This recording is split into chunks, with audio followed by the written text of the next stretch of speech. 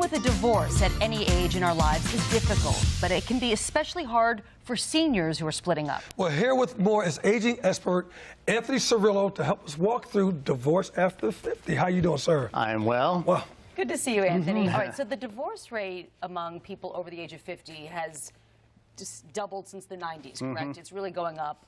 It's called gray divorce. What exactly does that mean, and what's behind it? Well, obviously, as people are getting older and their hair is it's changing color, obviously that's kind of where the gray comes from. So, I mean, longer life is contributing to this. People have a chance to reevaluate. I mean, when you go into your 50s or 60s, you could be living until you're 90, 95. You know, we're seeing longevity into the hundreds. So people are reevaluating and saying, if I'm really not happy, do I want to be, you know, in this? Plus, there's a reduced stigma around divorce, however you feel about that. And, you know, unfortunately, my generation, the boomers, came in, you know, half of the boomers who divorced in their 50s that wasn't their first rodeo. So they've kind of gone around this before. And also there's just economics. There's more dual income families. So people feel, well, maybe I could strike out on my own and do this.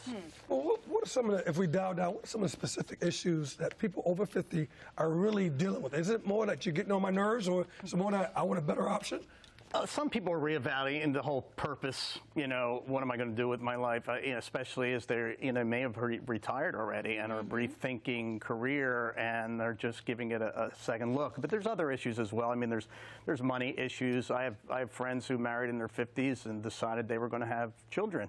And so, you know, at 73, you know, they're going to be paying for college. I was just kind of joking to myself. I just saw Billy Joel in concert, and he just had a kid. He'll be 95 when his kid's out of college. Now, he has the wherewithal to make it work, but he did have to go to work, back to work at Madison Square Garden. Yeah, he used to be told at 95. Exactly. But some people have to re-enter the workforce. And unfortunately, there's ageism, there's discrimination of older people in the workforce. And so it's hard to get jobs as you get older. So that's an issue if somebody has to re-enter. You know, most people who have saved for 401ks, sometimes the couples are okay together, but separately, you may find that it's just not enough. And you'll find just on your own, how can I run a household? You know, there's also the effect that it has on relationships, like grandkids, for example. It can be very difficult on them if the grandma and grandpa get a divorce. Oh, yeah. And even the children, the adult children can struggle with it, but certainly the grandchildren. I mean, we have young grandchildren, my wife and I, and, you know, they're used to mom and pop coming around all the time. The other thing that's interesting is that, and I think people know this, that men struggle more than women in terms of being alone. So I just recently was a chaperone at the Queen City Honor Flight. We took vets to D.C. My gentleman was 89 years old, and he remarried way after his wife passed away. And he said, because I was lonely, and I didn't want to be lonely. Well, we asked family members to write letters to the vets. They get them on the plane. It's a really cool thing. And some of his daughters wrote, and some of them didn't. Ooh, because they weren't exactly pleased that he remarried. So that's kind of interesting. There's a new phenomenon, too. It's called living together apart. And so my mother is actually, she specialized in this back in her 80s.